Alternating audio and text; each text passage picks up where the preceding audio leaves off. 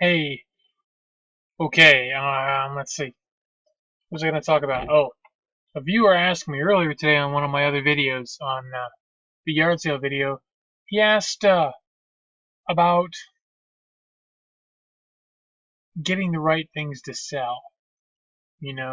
About getting stuff that's going to sell quickly, or to or I think kind of what his point was getting the right things to sell, not necessarily the things like I always talk about that I sometimes I buy stuff that a lot often buy things that aren't maybe the highest prices for resale. But I thought about it, and it's I answered him. I told him that uh, to basically pick a niche and study the niche out that you of something that you're interested in. Um, and I thought, if I had it to do over again, if I could go back to 1999 when I first started getting involved in reselling, and if I could go back then and have maybe a little more uh I don't want to think have a little more ability to talk to people about things that are going on, yeah, about things that were selling and things back then. Maybe I think if I would have picked a niche back then, I probably would have picked, like, I don't know, toys or games or that sort of things. I had some interesting sales early on. I talked about that old. Of course, you can't sell them anymore, but as a toy gun, it was a big old thing. Must have been 12, 15 inches long, and it had it had little bullets that went in it. The little I think they were wooden. Now that I think about it, I think they were little wooden bullets, so it just went in. They were just for looks. They weren't projectiles or nothing, but it was old, and I didn't even sell that on eBay. I got that early enough that I don't even think I'd started selling on eBay yet when I bought that. But I don't recall the name on it. I didn't know anything about stuff, so I really wasn't even going to um a lot of auctions or anything yet. I was just hitting yard sales up and reselling at a flea market. And but still, I bought it really cheap, and I sold it for, I think I sold it for $45. But back then I probably could have got a lot more for it on eBay, but I didn't know. But some of the things that were a lot more readily available back then, I passed on, were toys and board games. And one of my first cool, great eBay sales, one of the ones I considered really good back then, was an old Risk game that I bought at a yard sale for 50 cents, and it was the old one with the, like, uh kind of like a turquoise colored box. It was really old. It was, like, I think, from the 60s. It wasn't like the one from the 70s like I had. It wasn't the same box, so it had to go back. It had to go back to the 60s, I'm thinking. But I got $60 for that Risk game. And I don't know why it didn't hit me back then. I mean, there were some people that I knew that were telling me to pick a niche, to pick something that I could learn about, and I didn't really listen, like I'm prone not to do, to listen to people who are trying to help me. But yeah, and if I could have picked, this one fellow that I knew was an auctioneer. If I would have just taken the time to sit down at a table with him at his auction hall when he was there with some other sellers, and just listen, and just listen to, maybe, ask a few questions or something like that, maybe I would have been ahead of the game a little bit more. Um, but I wasn't drinking anymore, and back then I was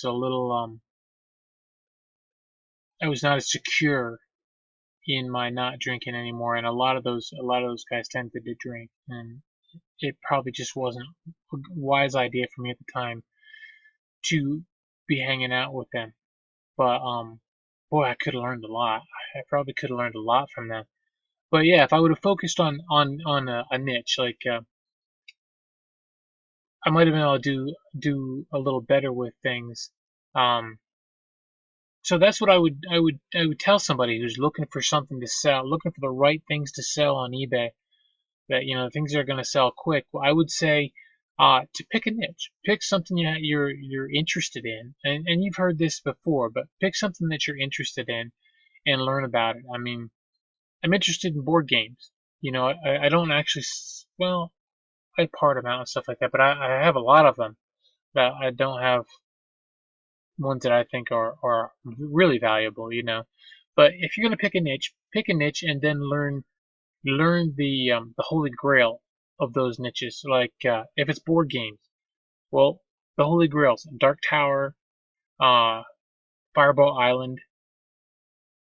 There are others. I can't think right offhand. Some of the Avalon Hill games.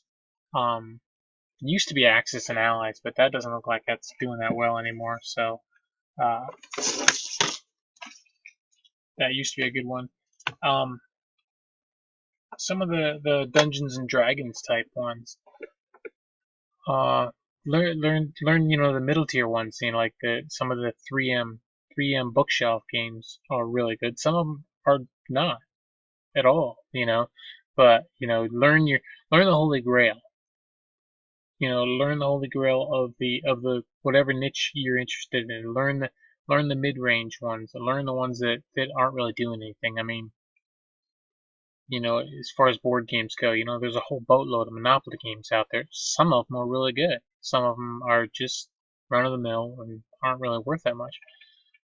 So, yeah, that would be, like my suggestion in that area. I mean, toys. Well, of course, everybody's gonna know, vintage toys, you know, but not all vintage toys, and or antique toys. You might say, robots. Robots are almost always the older the better, of course. And I'm not talking Transformers, although there's a lot of good Transformers. I'm not talking, Star Wars robots. I'm talking more, Robbie the Robot kind of things. Lost in Space robot from way back. Uh, any of those Japanese robots from the '60s. Those kind of tin things. As far as that stuff. Robots are easy. They're but finding them now is tough. But if you know that niche, if you put in the time to study it, and I guess that's the key is you got to put the time in. You got to study it. If you can spend time with people who are knowledgeable about your thing that you've chosen, your thing that you're interested in, um, the more time you spend with them, the more knowledge you're gonna pull away from them. And most people, once they get to know you, even resellers, they like to talk. They love to talk about the thing that they love. And I know with us resellers, we love what we do.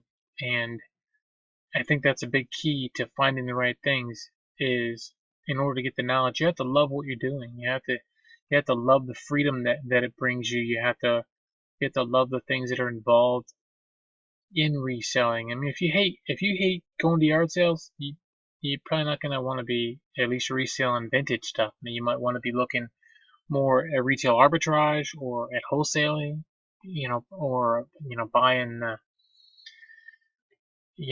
pallets of returns, or that kind of stuff like that. I mean, you know I've always enjoyed. I mean, there was this one yard sale I used to like to stop in at. It was like a permanent thing, but the guy had like it was set up in like a shed kind of thing outside. It was big, but those he bought box lots and stuff was there for a long time, and some of it was cruddy, and you had to dig through boxes, and I loved digging under the tables and digging through those boxes and finding the treasures. I mean, I just enjoyed it. I enjoyed unearthing something that someone might be looking for. So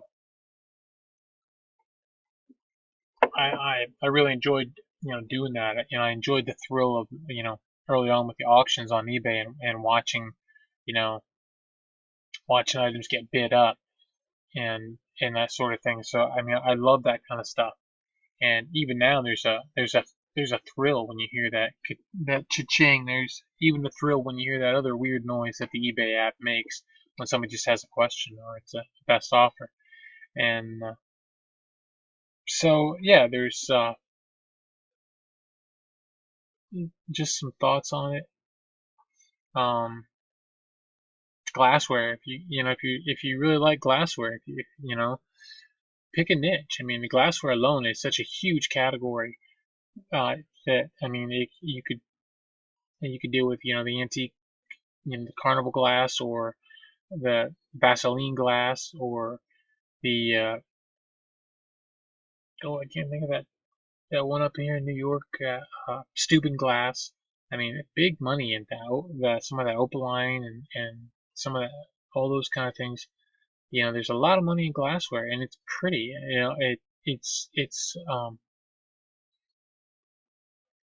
But it's a huge, huge market to try to figure out. Clothing, I mean, you watch some of these guys like Reagan Profit or Ronnie Hart, and you watch and you see the money that they pull in on some of those things that they're buying, and it's incredible. It's just incredible. But they had to learn that stuff. I mean, it wasn't just they didn't just walk into a store and just say, "Oh yeah, this is worth $500," and just they had to learn, and and so they had to pick what they were going to do, and they branched out into other things as well. But the point is, they learned something early on, and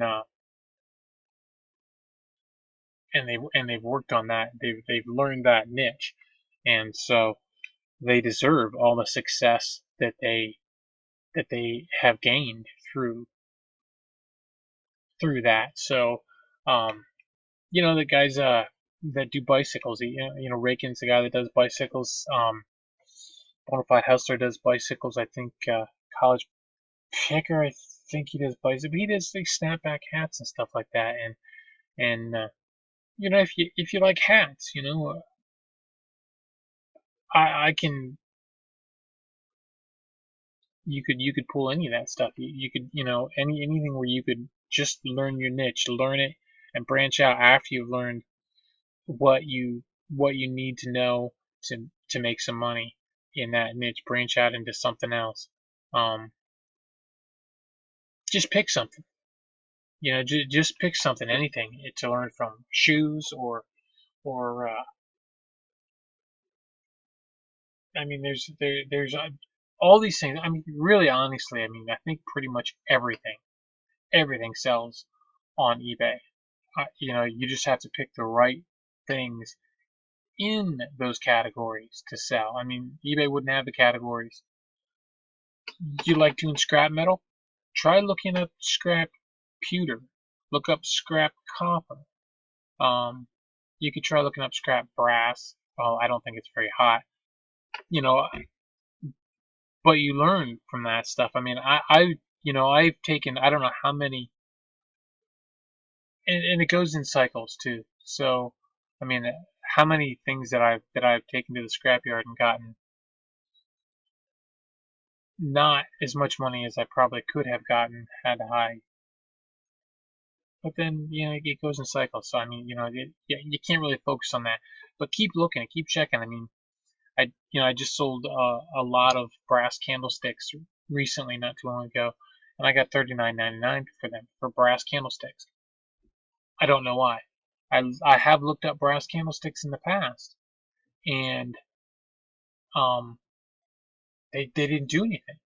The brass didn't do anything, but I typed in, I think it was brass, scrap brass, I think it was, and I started finding lots of groups of different things that were actually selling. Pewter, I mean, a while back I checked on pewter. I've never was never into pewter at all because I checked, but I didn't keep checking. So now pewter, or at least the last time I checked there, a month or so ago or 2 months, pewter was doing really well. Not just for scrap, although you can get decent money for scrap. You can also sell pewter oh, just pewter plates and stuff like that, steins and things. Um, and I should have known that. I should have realized that there was a fella that took me out to a Goodwill store in. I can tell you right where it was. It was in Matoursville, Pennsylvania. It's not there anymore. That Goodwill. That Goodwill dried up and went away.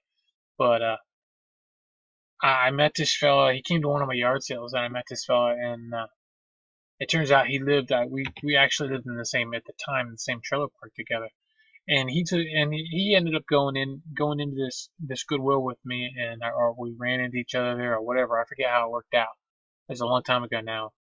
But we went in there, and he starts pointing at stuff. And he'd been doing reselling like his whole life, and I think he was a couple years older than me. He was, I don't know, 4 or 5 years older than me. I think maybe more than that. I'm not sure. But yeah, maybe I don't. Yeah, yeah, something like that. Anyway, so he takes me in there and he starts pointing at different things and telling me what to buy. And I'm thinking, you're crazy, man. I bought him anyway because he had that kind of personality that made you trust what he was saying. And one of the things that he pointed to was a metal a metal stein with a glass bottom in it. You've probably seen a little tankard, and I'm not sure if it was pewter now or if it was aluminum or what it was, but he said, "Yep, that's gonna be good. That's gonna be good." And he's pointing this stuff out, and he pointed at other stuff. I don't remember the other things, but I do remember that stein. I do remember him pointing that out. And now, there was no smartphones when we were doing this, so I could just look stuff up. I could have called home and had my wife get on AOL and check because I did have a little slider. It wasn't even a slider. It was a Nokia. It was a Verizon phone. It was Nokia. It just had a little screen on it and the numbers there. It wasn't anything special at all. But it was to me, and it was expensive too. So, but yeah, I could have done that, but I just trust him. And I got home and I started looking this stuff on eBay, and every single thing he told me to look for was decent. I mean, I sold every single piece that he told me to buy, and I sold it for more than I would have thought. I made money on every single piece. So, it was it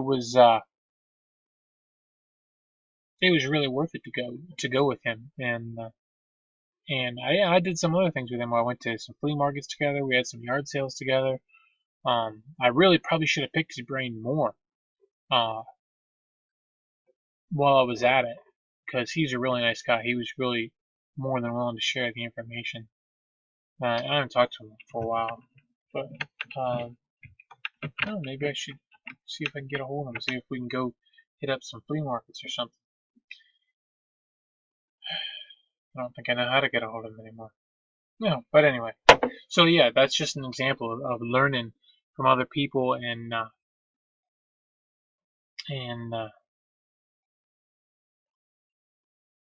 but that was something I would have never tried. I would have never looked up as that little tankard. I wouldn't even have thought it was any good. But then, if you've seen some of my old videos, you've seen other stuff that I didn't really think was any good. And it turned out being really good. The little death dust bottle that I almost threw away that got me hundreds of dollars. The uh, the bank with the Indian head, the baseball player bank. The gun, the toy gun that I mentioned. Stuff early on, I didn't know anything. So now I know a little bit more about picking some of that stuff up, but back then I didn't, and that's the whole thing for like a new seller or somebody who's just confused by, everybody's making his money on eBay, but I'm not. You know, learn a niche, pick something and learn it and do it. I mean, I did that video on trying to learn how to do clothes. I don't know if I'm gonna mess around with that right now. I have too many things, too much stuff to sell, too many things to move, and so clothes are. I don't know if I want to do that kind of stuff. So I don't love it. I just don't love it. I love selling, but I don't really love selling clothes. So I guess the things I like selling, because I really just like smalls. I like toys. I really do like selling toys. Um, I like well, I'll play with them for a while first. Here's a guy, Build-A-Bear, sitting right here beside me. Why? Because he's a Build-A-Bear. And I just like him. My wife just sold a Dora the Explorer doll the other day. She was pretty excited about that. She bought it a couple years ago, I think it was now, and to try to resell it, and she never got around to it. And then when she got this kit going recently here, she went ahead and listed it, and she might have listed it before and it didn't sell, and she never relisted it. I think that's what happened. And she never relisted. She just wasn't into it. So when it sold this time through, she was pretty pleased. So I don't know. She sold 8 or 9 pair of shoes, something like that so far. I think she has quite a few listed now. Oh, I mean, maybe I don't know. I think 20, something like that. She's plugging away at it. So what else? Yeah, just like I told that guy, just learn your niche. Pick something. Learn the holy grails. Uh, in your different niches. I mean, don't be afraid when you're out shopping to pick stuff up and to hold it and to feel it, because if you're familiar with dollar store stuff that America is built on today, or we're built on dollar store stuff, everything feels cheap when you pick it up. Everything feels Chinese. I mean, not that it just I don't mean to say anything bad about Chinese or about China or anything like that, but I mean, the products that are being imported into this country by American companies, most of them are cheap. You go to the dollar store and you buy them. You buy a set of drill bits and you use them one time, and the first time you drill it, you spin them out and they're junk. They'll chip all up and break and they're crap. But you only paid $1, so you don't care. You know, you go around and you feel stuff at yard sales and you pick stuff up and something's heavy, or the glass feels different. It, everything has a different feel. You know something that's quality. I mean, you pick up an old piece of Pyrex and pick up a new piece of Pyrex, and you'll feel the difference. You'll know the difference. Uh, so yeah, just know what your niche feels like. I know what your niche looks like. Um, you can spot a vintage board game over a kind of vintage board game. You're ahead. Books. Books. Everybody's into books. Everybody loves books. Children's books are huge, huge niche. You can make massive money on. I've made a lot of money on books, children's books, and other books. I've made a lot of money. Um, but you got to find them. I mean, at the same time, I mean, and I don't know if it's true today, but I do know that Hardy Boys books and Nancy Drew books have really faded. They're nothing. They don't sell anything near like they used to.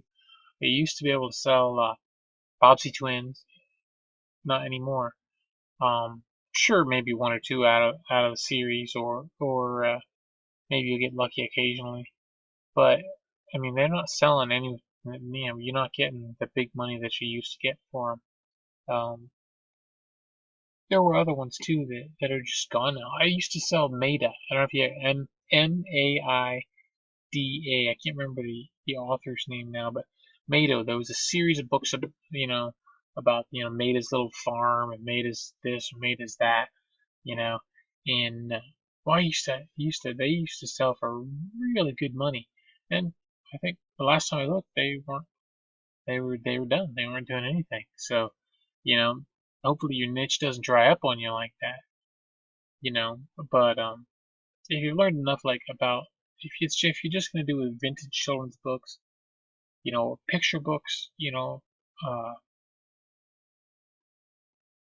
all kinds of things like there's just all kinds of different niches within niches that I mean you can if you spend a few hours studying a specific niche, not long, and you're almost an expert in it. You'll know more than most people who haven't spent the time. You put 5, 6, 7, 8, 9, 10 hours into studying a niche, you're going to know more than a lot of people will know.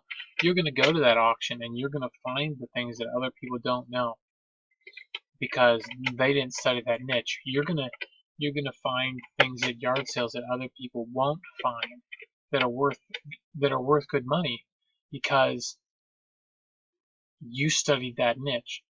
You put the time in and someone else didn't. No one can know everything. And in a lot of places, even the best hustlers, even the best resellers, even the best pickers aren't going to find everything. They're going to find the things in their niche. They're going to find the things that they know. So I don't know how many times I've walked into a yard sale and pulled stuff out that I know dealers have already been to. They told me, oh, there's a yard sale over here, and the yeah, that one church sale I went to this year, I pulled some things out of there, um, that are easily $50, $60, and that place was hammered with dealers. I mean, locally, there's a lot of dealers in this small area. It's a kind of a touristy kind of area, and there's a lot of antique shops and antique dealers, and there's a lot of eBayers and stuff like that. So I know that place got hammered before I got there, and I still pulled out stuff that was worth good money. So you just have to know a little bit more than maybe what somebody else is. Or some of these antique people and the antique shops and stuff like that, they're not looking for the same stuff. They're looking for yellowware, they're looking for Crocs, they're looking for primitives, and a lot of primitives aren't that market's not what it used to be, unless it's getting better and I haven't been around. So uh a lot of them old time dealers they're sitting at stuff they paid way too much for, and they're sitting on it, and they'll probably sit on it until the day they die, you know, because they're not going to get out of it what they got into it. And you have to keep that in mind. You make your money. You make your money when you buy stuff. You know, if you buy it right. There was a lot of guys that I run into at auctions, and you hear them talk, and they'll tell you that they'll bid it right up till there's not a dime left in it. You know, they're willing to bid an item up just so the other guy don't get it. Or if the other guy does get it, they're going to make sure he pays through the nose for it. And that's fine if the other guy's keeping it because he wants it. But if you end up getting stuck with it and you're going to try to resell it, you are never going to get your money out of it doing that kind of stuff. That's just, I don't know. They've been at it longer than me, a lot of them guys. So you know, I knew when to quit most of the time. So I made my money when I bought, and maybe I could have paid up a little more for some things. Uh, but there's always more things. There's always more things. I don't need to pay up for certain things. I mean, like, but if you know your niche, if I see another one of those, oh man, I like another one of those metal lamps that I sold earlier this year. If I found another one of those, then I know I could pay up for it. You know what I mean? And I would, but uh, I'm not gonna pay $145 so I can sell it for $149.99. That's just stupid. To me, I mean that's not gonna work. But anyway, that's the point of this video, is just to talk about your niche. And I mean, you learn things. I mean, You know, Bonafide Hustler learned about bicycles, and Ronnie Hart learned about clothing, men's clothing, and um, College Picker learned about snapback hats, and they all have their niche. They branched out. Steve Rakin learned about men's clothing as well. You know, they all have their niches. They all have the things that they're into. What's his name? Jason T. Smith learned about probably through his jobs working. I think he worked at Tower Records or something like that. But he learned about music, about different media and stuff like that. So he knows a lot about media and about music items in general, like concert shirts and that sort of thing. And he has the things that he loves. He loves tiki bars and rum and so he knows about tiki stuff, about tiki mugs and tiki. He knows about that kind of stuff. Seems like a fetish for Hawaiian clothing and women's undergarments, but it's just for reselling. So, but he learned about that stuff and he makes good money at it. So, yeah, that's that. But yet there's things that he in his videos you see him talking with other people. There's things he doesn't know and he learns from other sellers, and that's the whole thing. Even though he makes good money in the niche he's in, there's good money to be had in other niches. So be in those other niches. Uh, who was it? I forget who it was. One of the past. It might have been Sam Walton. It might have been Sam said that if you wanted to compete against Walmart in an area that Walmart dominated, and it might not have been Sam, but it was somebody involved with Walmart, maybe a former CEO or something like that. You needed to pick something that Walmart, where you could specialize in, that Walmart wasn't into, and you'd be able to beat Walmart. You wouldn't beat them everywhere else, but you would be successful in your area. And that's basically what they were saying was you need to pick a niche, specialize in it, and people will come to you because you've specialized in that area. So, and that's the same thing with eBay. If you're specialized in an area, people will come to you because they trust you. They trust your description, your pictures, and and they'll come back. You know. Whereas if you're selling like I do, board games, plush, glassware, uh, a wide array of items, um, I don't get a lot of return customers in areas. Uh, I mostly new. I do get some return customers, but mostly it's one and done. One and done. Um, as far as I'm aware, as far as the stats show on eBay, I don't get a lot of return customers. So that's because I'm not specialized. I don't have a niche. If I just did board games, then board game fanatics would likely favorite me and would tend to browse my items, maybe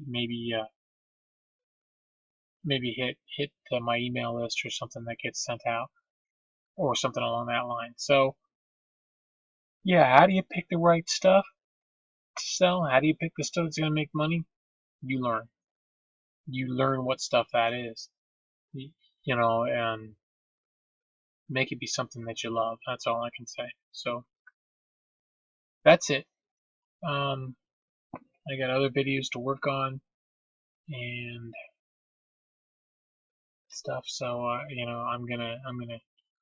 already talked way longer than I planned to talk about this. So I hope you enjoyed it. I hope it was helpful. And if it was, and you haven't subscribed, click the subscribe button. And if you have subscribed, hit the like and or dislike if you don't like it. If you don't like it, you don't like it. It's, makes me feel bad, but that's okay. So anyway, yeah, I'm gonna go. Have a good night and keep listening. Bye.